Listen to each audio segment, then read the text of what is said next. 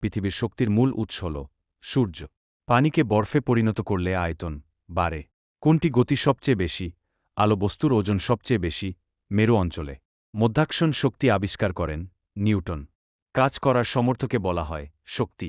কোনটি নবায়নযোগ্য শক্তির উৎস হিসেবে কাজ করে? সূর্য। পানিতে সাঁতার কাটা সহজ।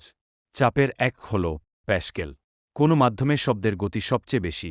লোহা। তাপ সঞ্চালনের দ্রুততম প্রক্রিয়া হল বিকিরণ। পৃথিবীর শক্তির মূল উৎস হল সূর্য। পানিকে বরফে পরিণত করলে আয়তন বাড়ে। কোনটি গতি সবচেয়ে বেশি?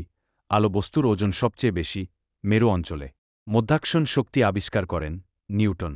কাজ করার সমর্থকে বলা হয় শক্তি। কোনটি নবায়নযোগ্য শক্তির উৎস হিসেবে কাজ করে? সূর্য। পানিতে সাঁতার কাটা সহজ। চাপের এক হল প্যাসকেল। কোন মাধ্যমে শব্দের গতি সবচেয়ে বেশি? লোহা।